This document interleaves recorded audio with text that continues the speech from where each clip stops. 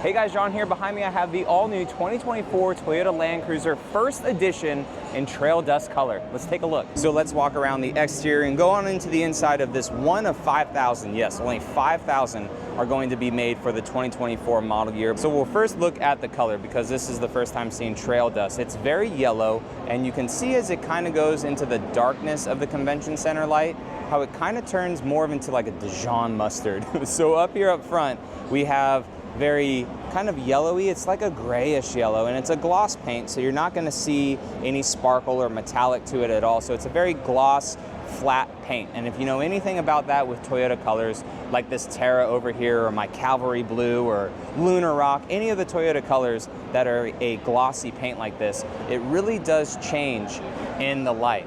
You'll also notice that the Grayscape roof up top, that's what Toyota's calling it, Grayscape. You can only get that on two colors for the new Land Cruiser. You can get it on the Trail Dust, like this one, or you can get it on the Heritage Blue one. You'll also notice up top, we'll point out the first thing that the First Edition gets is this roof rack up here. So this is exclusive to the First Edition, and you can only get it on this Land Cruiser, the one of 5,000.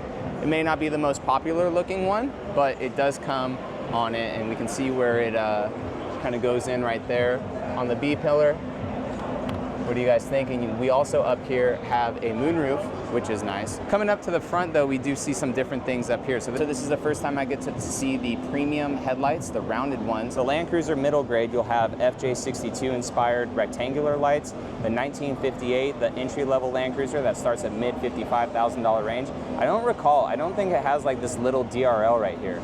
So this has a little DRL. We could see the projection bulb right there. As we go down below that, we can see these rigid lights. I'll show you guys the button on the inside. You could change it from both amber to white light. And then we have a Heritage Grille right here. So all Land Cruisers, the front ends will look like this. This one does have a camera right down here at the bottom for a full 360 camera view. And we also have the radar cruise control right there under the Toyota for the full Toyota Safety Sense 3.0. We got some skid plates down here, some recovery hooks, and as you look to the right here, you may be thinking, oof, that is bad for some ground clearance right there. Let's look at these tires, okay?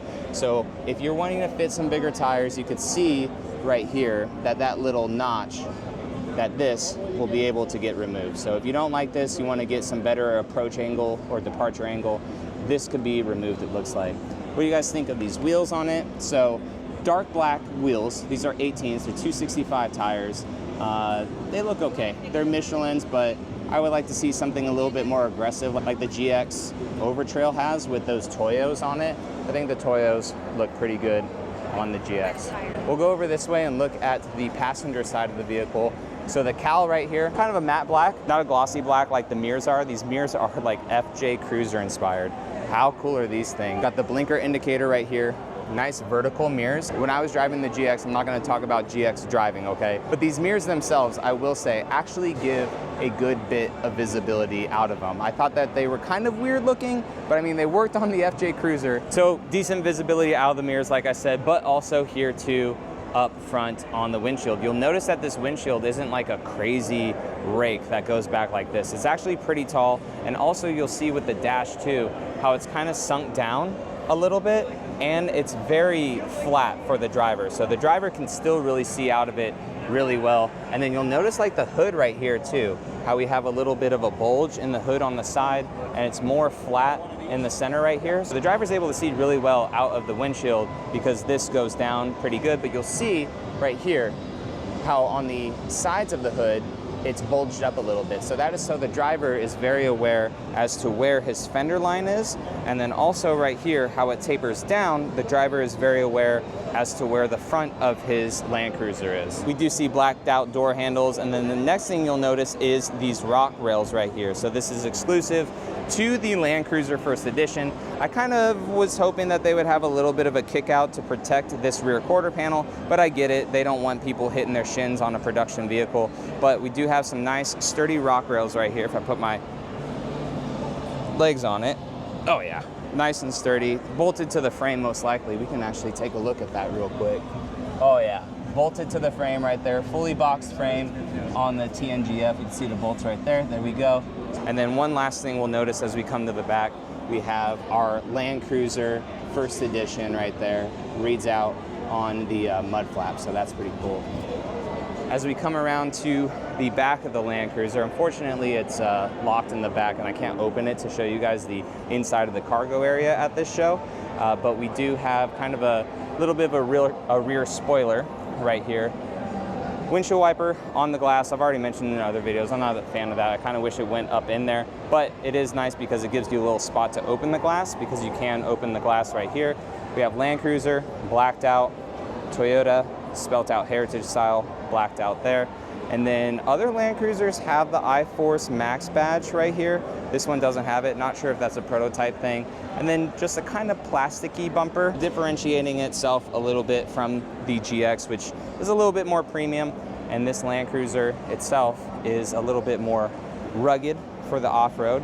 So we'll see how that is when we actually get to drive it, but let's go ahead and go on into the inside. As we enter the Land Cruiser here, we got some nice stitching on the door, super soft touch, made in Japan, guys, so the quality is going to be there.